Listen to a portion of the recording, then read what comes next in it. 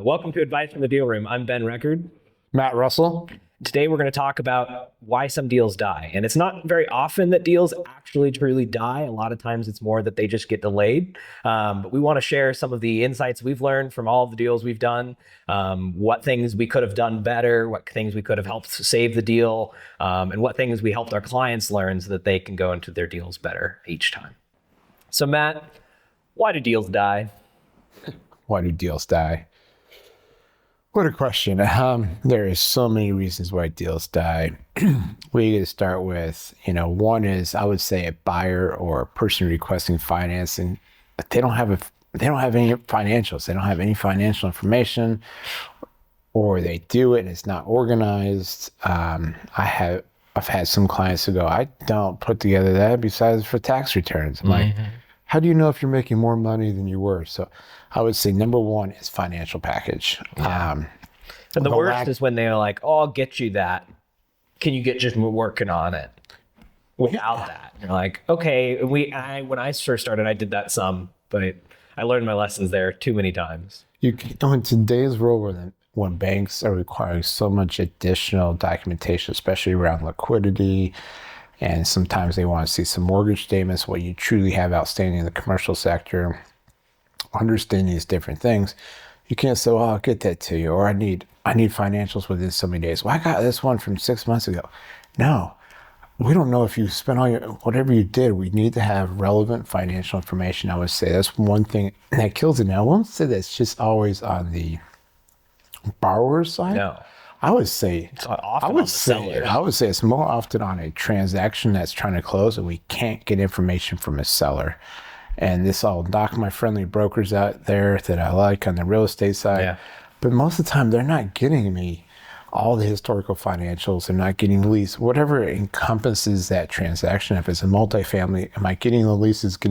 They might give me a rent roll and say, here's the NOI, but you're like, I need proof of that NOI. Well, here's the historical financials, doesn't look that good. Well, then back some of those, if there's one-time stuff in there, back some of those things that explain to me what it is. Give me a T12. Let me see that. Oh, no, it was slow. We had some vacancies because we remodeled these units and now they ramped up. They don't get that information. Just the other day, I was working with one of our brokers in our office on the real estate side. I said, he's going to list a gas station. I go, why don't you gather all this information so when a buyer comes in and buys, they can have everything they need for financing, because 9 times out of 10 people are not cash buyers, probably higher than 9 out of 10. But give me all the relevant information so we can get this transaction closed for both parties. And people need to have their due diligence. Let's not find out something that we didn't get from the seller or something we didn't get from the borrower till later in the transaction that blows the deal up. Yeah. Nothing worse than that. And it's not because it blows the deal up because it was bad. It's because we couldn't mitigate it soon enough before it got in front of a credit person's hands.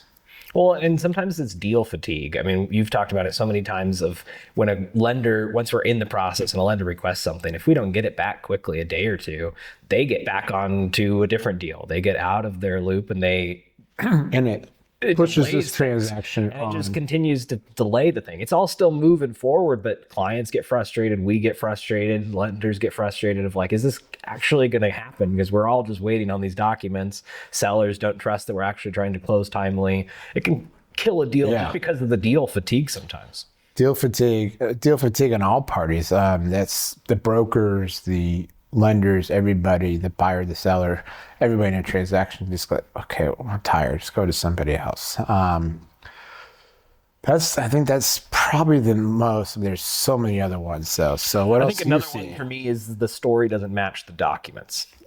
We hear that a lot of the person's got an idea, they've got a vision.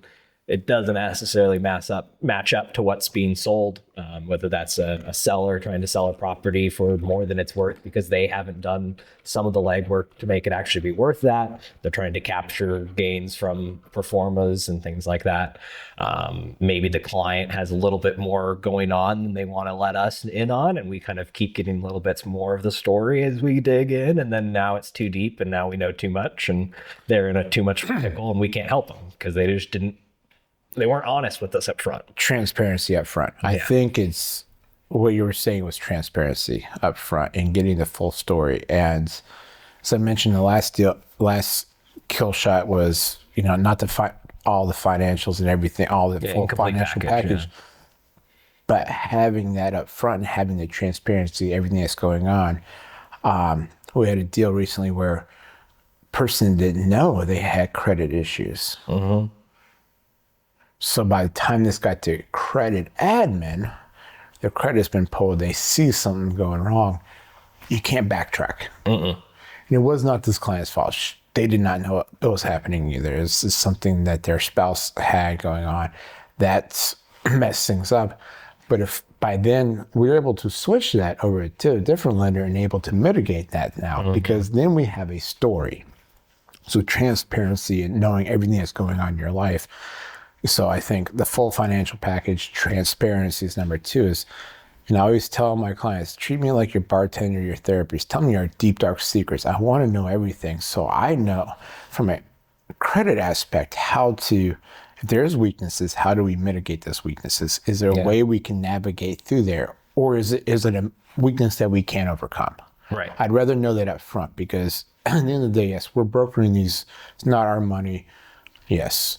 But I want to make sure whatever loans that we are fulfilling and closing, that the clients are actually going to be able to pay back that loan. I'm not here to do bad loans. So we're here to do good loans, but I need to understand. But there's just credit people, they get something in their head and they don't want to move past something, and there's no reason why they shouldn't move past it. That's just what they do. Number 3 kill shot is global cash flow fails the reality check.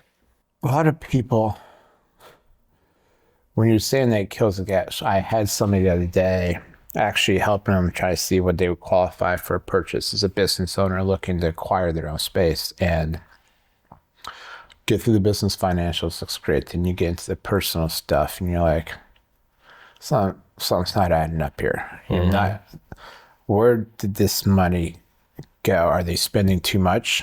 When you say the global cash flow doesn't add up, like, so you made all this money. Where did all this money go over the years too?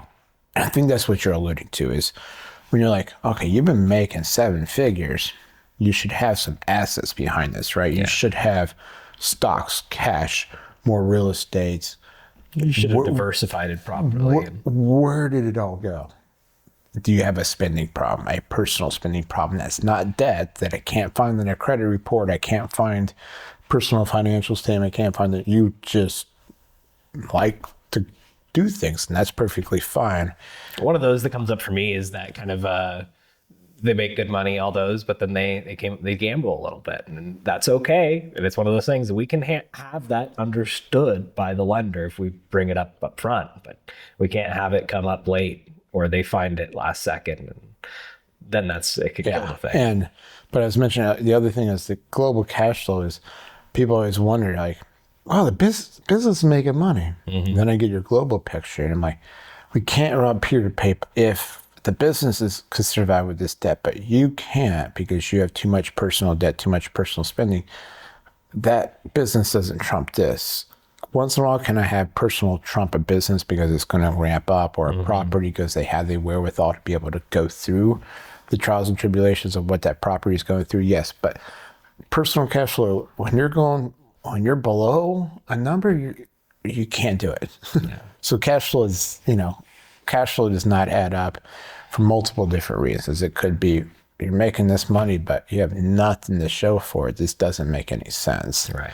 Or the other one is your business is making money, but you have too much personal debt and you can't get through it. You can't overcome that. So it takes a lot to. Or the other one I've had is you have all these assets. Where this doesn't show you're making any money. Maybe that's them not showing that they make all the money. But then that's why we need the whole story, because you have some properties that you're making money, but you're refinancing. Are you a growing construction company that you're giving your statements on an accrual basis, not a cash basis, because you could be playing the tax game. Let me understand your full picture. Give me the information to be able to understand, to help you accomplish your goals. I love it. Number 4 is liquidity or sources can't be verified, or even just the funds can't be used. That can happen sometimes. Yeah, that's right. We do get liquidity is not there. People go, I got this much liquid funds, but it's in a 401k, which can't be touched. It can be, but you're gonna have your early withdrawals. Or I got money. I'm like, where's it at? They don't want to show it to you. Like, they don't want to show you the bank statements. You're like, if the bank doesn't see the money, we don't know where it's coming from. Especially when you get into SBA lending, I need to see where the funds. And sometimes they always ask, well, what was receipting sometimes? What was this large deposit? What was this large withdrawal? We didn't understand where these monies are going. There's one transaction I did with 3 partners, and the amount of in and out between their accounts, and they have like 10 operating accounts at a time, each one of them. And we had to understand large deposits, large withdrawals, unless it was clearly stated. You could see what's coming from credit card statements from one of their operations. We get that, but it's just, the liquidity is just not there. Right. Number 5 is leverage expectations are a fantasy. This is my favorite. Everybody, there's so many people out there publicizing, go get this, you can buy 100%, 0% down. Okay, that's seller financing. Fine. Well, you can get this with bank. Well, guess what? In 2020, and I have this a lot there. I was saying 2021. We'll bring that up in a second. But a lot of people go, well, isn't it multifamily is 80% financing? I go, sure. You're right. It can go up to that. It doesn't cash flow at 80%. What do you mean? I go, why would any lender want to give you financing at this when every single month you're going to have to pull out your own pocket to put more money into it? No. They want that investment to make sure it's paying for itself, because if it's not paying for itself, it doesn't matter. So in today's environment, 2026 compared to 2021, the leverage points are not as high because you can't get it to cash flow. I had a client the other day reach out and go, I'd like to make an offer on this property. I go, this is the best loan I can get you.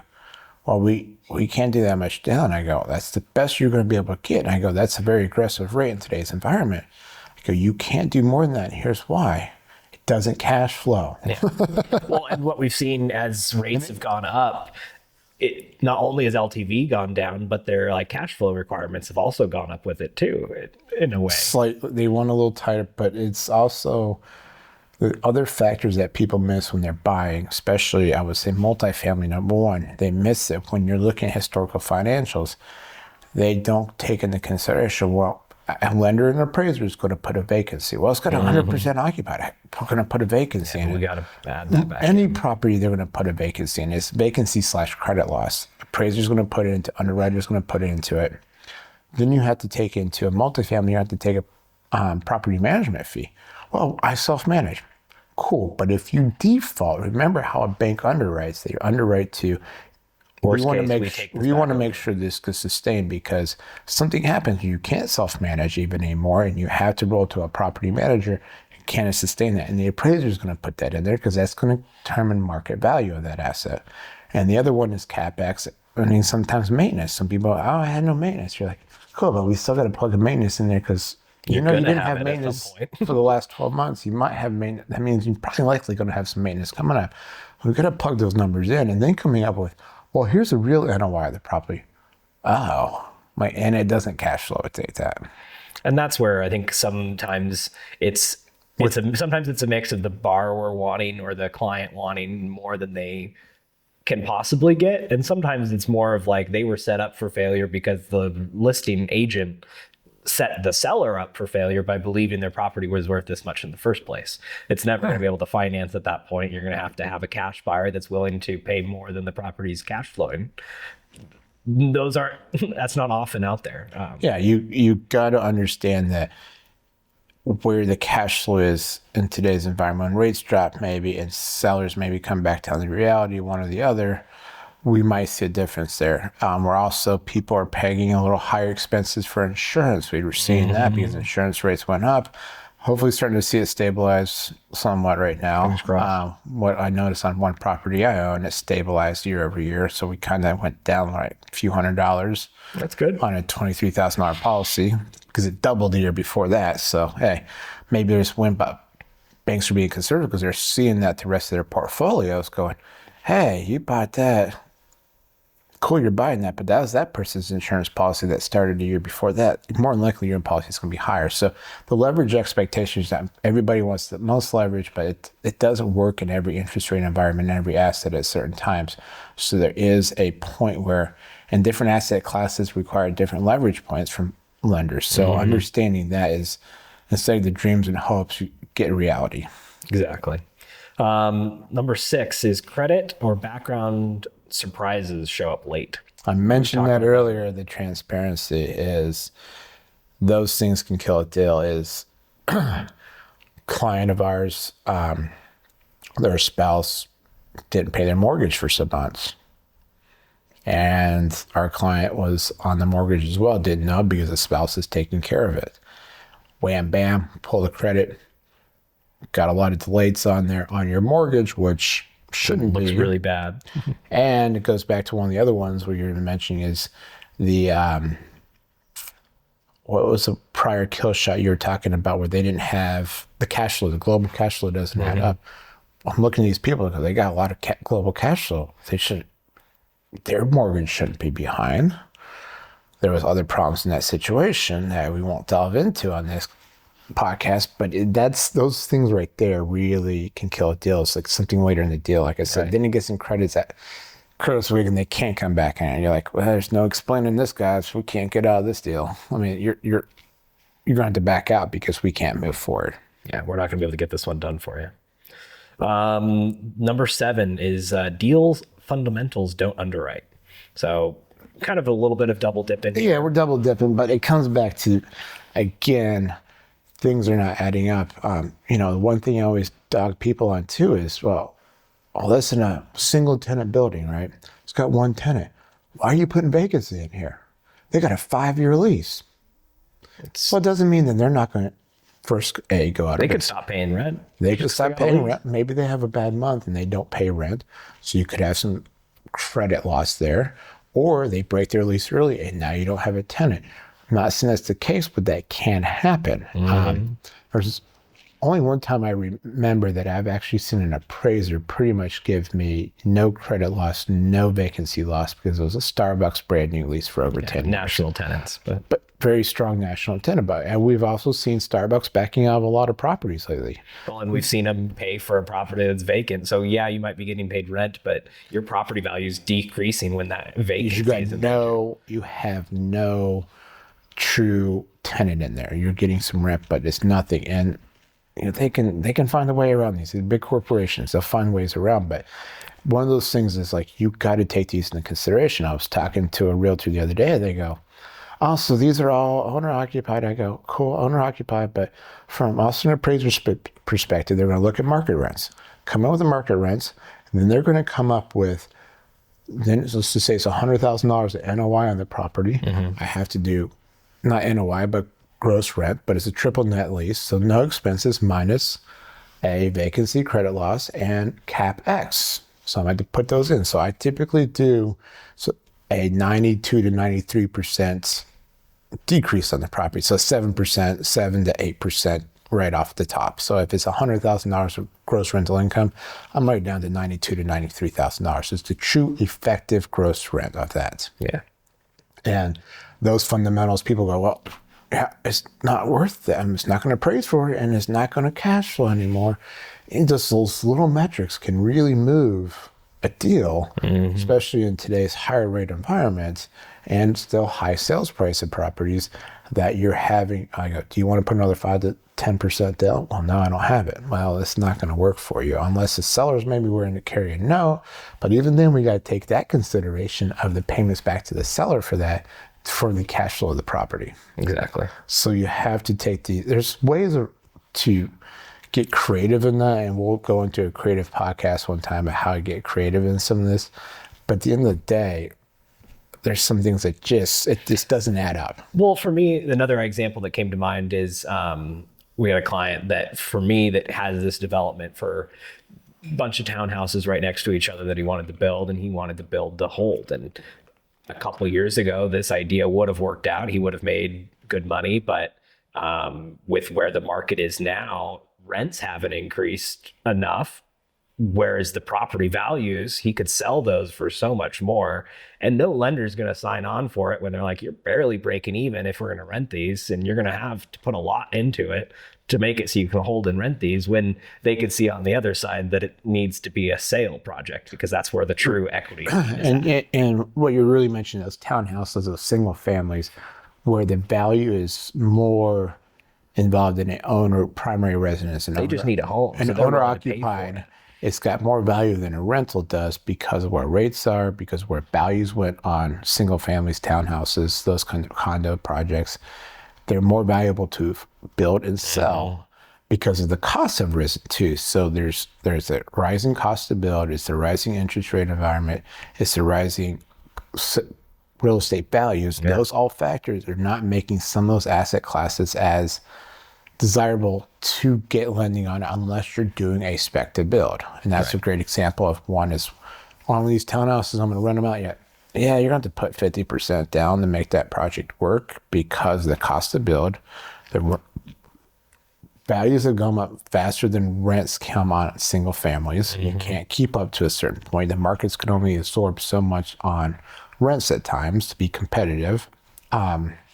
Those few factors, you had so many headwinds against that project. And other projects, like people, I'm like, it doesn't make sense. Like, what do you mean? I go, it just doesn't math out. Okay. Your version of the math might make sense, but not the real version of the lender's version, who is actually giving you the money. If you have 100% cash to do it, do what you want to do.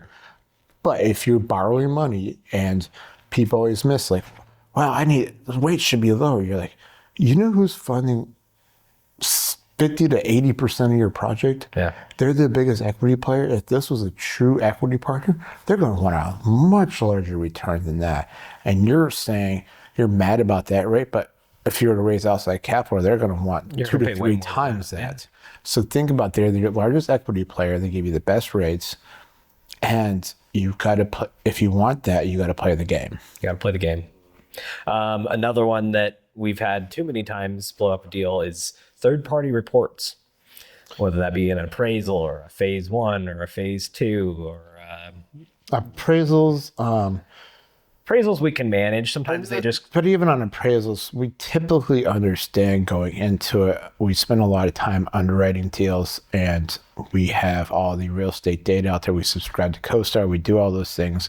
We understand other sales around there to understand the cap rates, know those things to determine how close we are in value. Are we going to be off by a lot?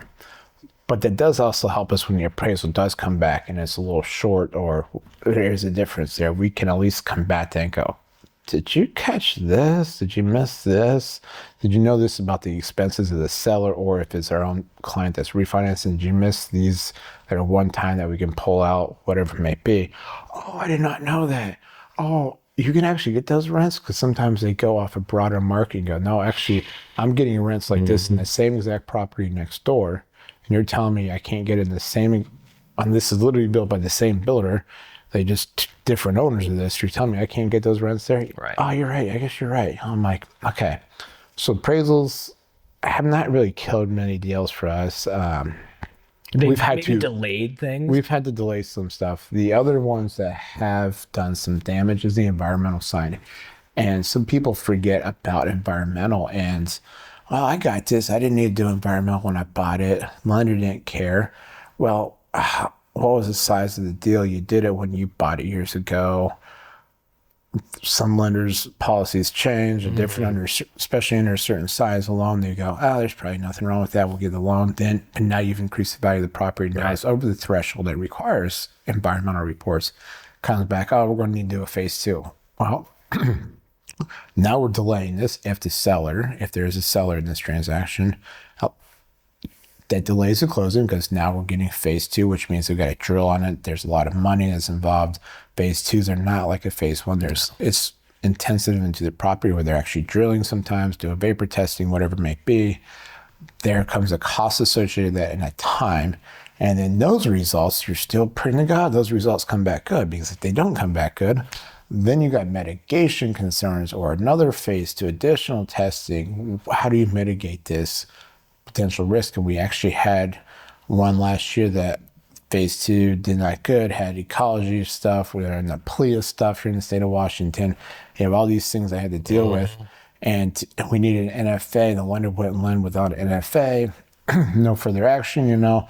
Oh, yeah. And how do we get that? Well, it's going to take too long to get something. Well, the lender couldn't close. And they said, we just need these few factors.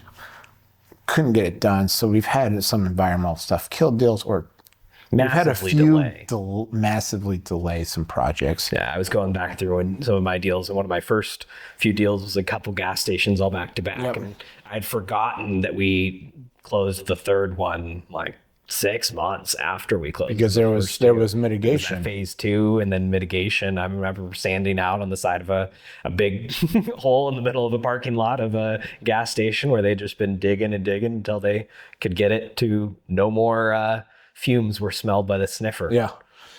So fumes smelled by the sniffer. Now they have this little machine. I know. It's called the educational terms here, sniffer. That's what the lady told me. She called it her sniffer. She climbed down in the hole. But you know, the environmental concerns, especially being where we do a good majority of our deals in the state of Washington, so highly sensitive on the part of ecology issues, environmental issues, any of those kind of issues. It's that red hot ticket item right now. Like everybody wants to talk about that. You know, like it's environmental. We've had these concerns for years.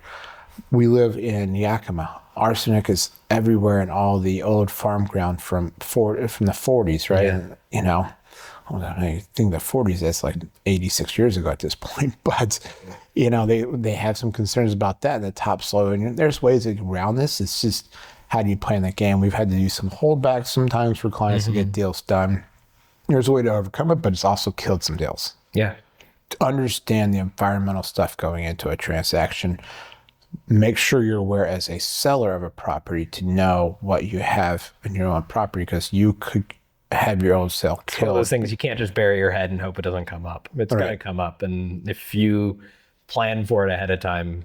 I have one client now that before as part of his initial due diligence, he does a phase 1 when he's buying a property on his own dime, which is perfectly okay because those are acceptable by the lenders. Mm-hmm. Because it's not required to be actually ordered by the banks. So those things actually can be done. And we're able to he's able to back out some properties so he doesn't screw himself. Yeah. And he's learned a lot going, oh man, I learned it from my own property I was selling. Now I can actually do this. I walked away from this property because of that. I'm like, good. I'm glad we're in a better spot because of where you learned. Unfortunately, you learned the hard way to learn it for the next projects. So our next one is entity ownership and title or legal mess. Those, again, don't always kill the deal, but they can massively delay it, especially when you're on a purchase timeline.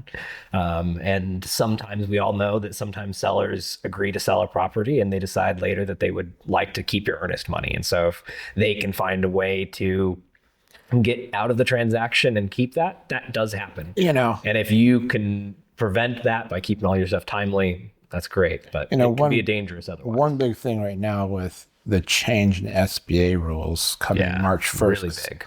It's only U.S. citizens, right, that can have an SBA loan. So before people could have some ownership as a legal resident, green card holder, that is no longer the case. So that can kill a deal. That can kill a deal mid-deal right now. People are like, oh, this is all good. Because unless you have an SBA loan number. Other than that, entity stuff kills it once in a while, but it's more of, well, they own this much. I didn't know they own this much. And I think that's more of where it kills, like, oh, you told me this was 50, or not 50-50. You told me they were less than 20%, but the corporate documents I have says they're 25% and you're 75%, so they need to be a personal guarantor. Mm-hmm. I need all their information. Or I need all this. As Liddy was sharing with us, of like insurance is given a quote to one LLC, but then they decide right before the end that we're going to close in a different LLC. Well, now that insurance quote has to be all redone and redrawn up, and that can delay things. And insurance is delaying a lot of things lately. It takes longer to get policies. You used to be able to call their policy the same day. Now there's a lot of underwriting involved. There's a lot of the endorsements they need, a lot of the extra language, but even then it comes back, well, the bank goes, that needs to be corrected. And you're like, well, we don't have the quote right, the coverage is not right up front, and you're trying to close. You're like, well, And so in our process, we always ask for the insurance agent information up front so we can be on the ball on that. Right. We can make sure this is covered before we get down to that. Before we're at the 11th hour and it's 11:59, we're trying to close here in a minute. No, we need to be on top of that game. And I think that ties into the last one that doesn't really happen with us because we play this role, but is the no quarterback or the process drift. With transactions like these, you have lots of moving parts. You have title, you have insurance, you have the realtors involved, you have the sellers involved, the buyers involved, you have the lenders involved. If you don't have someone that's trying to keep it all moving towards the same direction, even though they all independently are wanting to do that, it can just get messed up. I mean, the deal can go on forever. Yeah. So we have a quarterback on our team. That's myself. I'm kidding. I'm kidding. It's not myself, guy. We have a processor on our team who comes in and is making sure all those fine details behind the transaction are being accomplished on time and actually ahead of time. Usually it's what we're trying to strive for the best we can because we're still limited by that third parties, but at least somebody's on top of it and not waiting to the last minute. Oh yeah, we need to get this. You're like, who's in charge of that? Mm-hmm. So we have somebody that manages that process because it doesn't kill, but it can kill deals because you get sellers that, there's some sellers, and I don't know if it's the sellers or the brokers that get involved in this, and they go, you know what? We're just going to walk away from the deal. We're not going to give you an extension. You're like, I need a week to close. So you're telling me you're going to go back on the market, wait another 60 to 90 days closing. I'm asking for 7. Yeah. I'm like, I'm going to call your bluff right now because you know and I know this one's done. We're just waiting on for some nuances. The loan's approved. We're waiting on some nuances here. Something that's outside the control of a person. Speaking of some other things that are outside of people's control, as we're talking about things that kill or delay deals, recently we had a client, on SBA loans, they do a tax verification. So they do IRS tax form verification. So they submit a 4506 C or what or T, depending on tax. They submit that to get your tax returns from tax transcripts from the IRS. We had a client this is from 22 tax returns from one of their entities. Lender submitted it, got back blank transcripts. We have verification acknowledgement from the IRS from the CPA that, yes, these tax transcripts were accepted back in 2023 for filing for 22 tax year. Our client were like, okay, let's have you call. Let's have you go on through the IRS's transcripts thing. Maybe they messed up. She goes online, pulls her tax transcripts, not there. We're stuck in a situation that we need to close in this transaction, but the SBA can't get their final approval without that tax transcript because they want to verify those are the true tax returns that went. And if you can't do that, then the deal can't close with SBA. So we're at this mercy of this. So that kind of is unfair and unfun to do. I shouldn't say unfun. It's not fair. It's definitely not fun, but it's part of what we do. It's what we do. So we're having to do other avenues to get that. So that can really hamper a deal. Thank God we're able to appease. This is a buy transaction. We're able to appease the seller in this transaction through additional funds, some earnest money going hard to the seller because of this It's not the seller's fault, but it's also not the buyer did everything they did. The CPA filed, they got the acknowledgement, they move about their day. This happened not just for 22, 23 tax returns. We're part of those 24s were accepted. Accepted and the transcripts were pulled. So we're trying to navigate how to do that. So those are other things that can come up in the middle of a deal that's sometimes just outside of your control. Yeah. Sometimes it just happens. And that's where it doesn't happen a lot when we're working on deals where it just doesn't have a quarterback and the process just all falls apart. But I feel like that's a lot of where we get deals from sometimes is clients that are like, they're working their day job and trying to manage a loan at the same time. And it gets hung up somewhere in the process. And now they're stuck and they have to start it all over again. And they come to us or they have bad feelings about financing because bad deals that went bad for them in the past. So it isn't really reality of how it's going to always be. Another thing is I shouldn't say good portion of people have gone through the mortgage process, and our process is so different than a mortgage process. Bad expectations. Less cumbersome at times, but more cumbersome in different areas. Different. It's completely different. I mean, I don't know how our friends in the residential mortgage side do it sometimes, because I'm like, dude, what you're asking for, that's kind of insane. But then sometimes we ask for things and they go, why you can get that? I go, because this is actually a better picture. Well, they can get hung up on one thing that we can be like, well, we added that back in really quickly when we were looking at that. Right. Why are you worried about that? So the expectations of lending and thinking it's like, I would say one other kill shot will take others. Everybody's expectations that they've not gone through it before, or they went through it in different years back, and it's been some years, different era of lending. They have expectations that do not match today's reality. But a lot of it comes back to number one, what we talked about. It's not the full financial package, right? Oh, the last time you applied, you didn't have as much complexity either. Are you more complex now that it takes longer to get through your 15 entities? Last time you did this, you had less entities, you're less complexity, or it's a different era of lending, or you've never done this before. So any expectations you have, I got a car loan, my mortgage is easy. You're like, cool. That's a different world than this world. Yeah. Oh, my credit's an 800 credit score. I don't care. Your rate from in our world on an 800 credit score compared to a 650 credit score, it's going to be the same exact rate, guys. Well, it's largely based around LTV pricing. A lot of the times. It's not risk-based pricing from a credit score perspective. No. Cool. You paid all your things on time. So I have a lot of brokers still call me and go, hey, so the client's got an 820 credit score, they're good, solid people, financial. I'm like, oh, cool. I need to see their financials to actually let you know how solid financially they are. Just because somebody pays all their bills on time does not mean they had the capacity to be able to borrow. So deals like that, and I think it's strong expectations sometimes from realtors into this aspect. They want this deal to close, the faster they close, the faster they get through it. Other kill one, some other random ones, is having a residential broker handling a commercial transaction. They have no clue that this takes longer. Well, and they don't have the experience to be able to handle those concerns that are going to pop up with the other realtor or the seller or their buyer, because the process is never straight. There's always a little bit of weaving, and there's a little bit of, we're closing this date, but then it kind of pivots here. And that's why I've never understood why you get one real estate license in the state of Washington. It covers commercial and residential. I'm like, you should honestly have two different designations. You should have to require to take two different kinds of testing, because if I'm dealing with a commercial deal, it's different. I have to know environmental stuff. I have to know all these different things that doesn't come up in a residential purchase of a home. There's not an environmental concern. There's not those kind of, was there a underground tank under here 30 years ago? Well, it's a house. Probably not. Oh, this commercial property?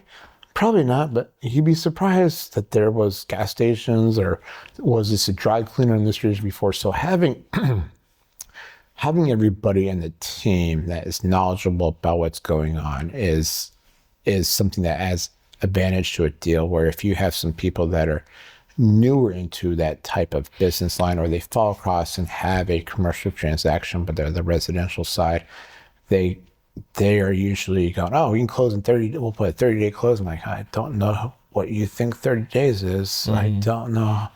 Our appraisals take 30 days, Appraisals are usually three-ish weeks. Sometimes I had one that came back recently in 6 weeks. I'm like, okay, these things are world. And our appraisers, for some reason, I know it happens in residential, like, oh yeah, some came up, I can't make the travel because we're not getting appraisers locally. Sometimes they're coming from different markets, especially when we're in Eastern Washington. They're coming from Seattle's over. Things happen. They can't get over. It delays their report. My other question people always go is, oh my God, the appraiser came into this visit. Is the appraisal in? This is not a residential. So it goes back to that. People have not been educated. There's lack of education, I think, kills a lot of deals. And you just made me think of another one, that's when you have a group of partners, and you may have like one or two partners that are kind of leading it, but then they got other people to be involved. Those other people that are involved need to be engaged in the deal. And if you have, just because they want to be part of it and they want to make the money, they need to do the work as the partner, provide their information, stay on top of things, understand what's going on, because that one partner can mess it up for all the other partners that want to move forward just because he's not getting his stuff timely, he's not putting his things together. I've seen that a couple of times where it's like they want to make the money, but they don't want the risk and they don't want the headache of it. And it's like, well, part of making money is a certain amount of risk and a certain amment of headache. You got to put the work in. Well, you come down to, it comes back to, again, I'll hit it again, education, understanding, lending.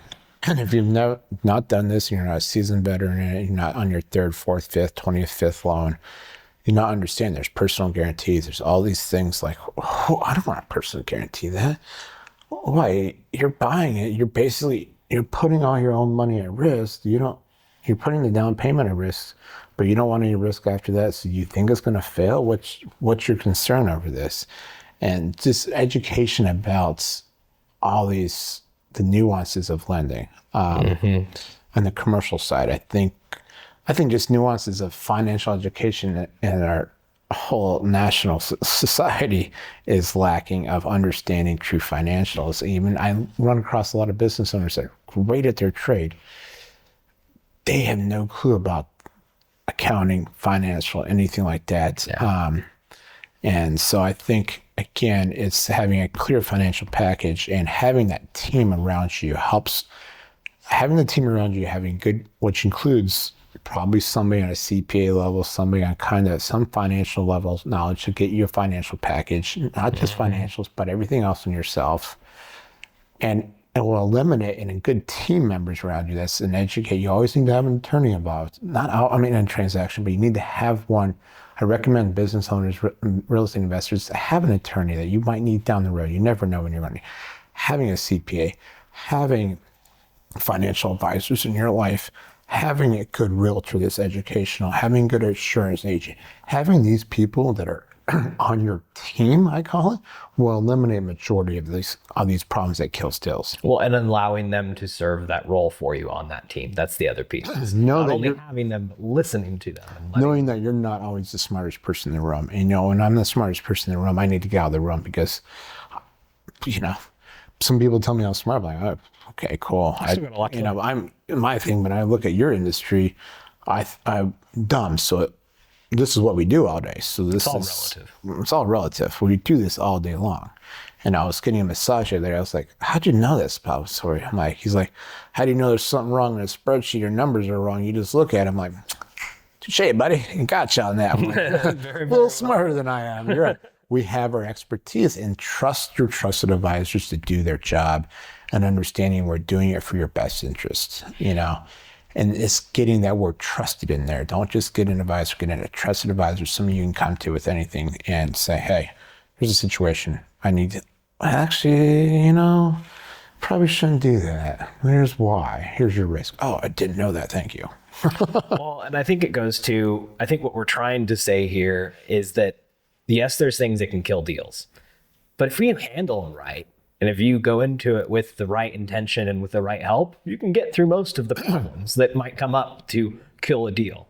Yeah. It's only when you try to do it alone. It's when you don't have the good resources around you. You're not putting yourself and putting the work in to have yourself organized and to have your things in order. Get the trusted team, get yourself organized. Or if you're not going to get yourself organized, have somebody else that is keeping your life organized. I know those people there, they don't know anything else, but they have somebody who goes, call so-and-so, they'll get that to you in for 2 seconds. I know they have it. Perfect. Then we work with a lot of our clients, other third parties that help. We work as partners to help them accomplish our clients' goals. And that's what it is about, is if you're going to continue to be successful in business and in commercial investments, and you want to continue to grow your portfolio, you got to build that trusted circle around you of those advisors that will help you along the way to become more successful. That's what kills deals, is people with the lack of knowledge or the lack of support system around them. Those two things trickle down. So there's always going to be the nuances of a deal's killed because a property has some environmental concerns or something they didn't know when they get into due diligence. That's going to happen. We can't avoid that. But what we can do is put all the team around you and the education into yourself to make sure we prevent this actually causing a financial impact to you and making you lose That's money. the key. We maybe not be able to fix all the problems, but we'll be at least navigate them and minimize the cost. And sometimes when you spend some of that money up front and you get that bad environmental stuff and you're like, I don't want to touch this. And you're like, oh, I spent this kind of money in the deal. I'd rather spend $5,000 to $10,000 now to save myself hundreds of thousands of dollars down the road. Exactly. It's worth the due diligence. Oh, I spent time and money. You're like, well, time and money now limited compared to lots of time and lots of money down the road. Losing is a way better venture for you. I'll pay the tuition. Take care of it up front so you can prevent on the back end causing you problems. I mean, it goes back to, I think, one of our last podcasts of talking about a client backing out of a deal. And even though he put some money into the deal, backed out, he lost about $15,000 worth of stuff, but he protected himself from hundreds of thousands, $360,000, if I remember correctly, of $30,000 a month that he was going to lose difference in what he thought he was going to get. That's real money. So I lost $10,000 to $15,000 to save $30,000 a month. Pays for itself pretty quick. Pretty good on that. Yeah. So I think, just get that around you guys. There's a lot of pitfalls, but there's also just get that trusted advisors around there to protect yourselves from having deals killed, or at least you be the one that kills the deal because you need to kill the deal to protect yourself in the long run. Put yourself in that position where you're still in control, not because you didn't put your best foot forward. Correct. Well, thank you guys. We really appreciate you joining us today. We are looking forward to our next podcast. What are we going to do on our next one, Matt? So next time we're actually going to do some diving in on very specific deals from A to Z, and probably have a potential person on to join us to talk through it. We'll have at least one. We'll have a client on and talk through how a deal came to fruition and how the process went and what the goods, the bads, the uglies, right? And this is, again, back from the deal room, so we can actually talk about a specific deal. That's where a lot more of our podcasts are going to be going into deeper dives, so you guys can actually see how this goes into reality and not just in thery. Does that make sense? Because I want to hear more about what happened. Where'd this go? How did this transaction go out? How this happened in reality, because a lot of people hear, well, I got to do this. There's a book, right? There's parenting books. I know you got a kid, I got a couple. They give you parenting books. Never read one in my life, but I'm sure it's nothing like being a parent. No. Because nothing can teach you everything, and every kid is going to be different. Like every commercial deal is different. So if you understand that up front and understand the multitude of different deals and how they're doing, that's why we want to give some of that behind the curtains, what's happening with clients, what's going on. You can hear about their success stories, their failures, the hiccups, the goods, the bads about a process, so you can understand going in with your eyes open a little bit more of here's what really happens behind the curtain of a deal. Exactly. Looking forward to sharing it with you guys. These podcasts have been very educational as we've gotten going, and trying to teach you guys a lot about AI, about the industry, kind of what we do, how it all works, how it all fits together. We're hoping that these next phases, as we get into more of, like Matt said, really getting into deals and sharing some more specifics that the owners are willing to share, will help you guys understand more of this picture and can inspire you for your own deals. Please give us a like, subscribe, follow, and we look forward to hearing your comments and seeing you guys next time. See you guys next time.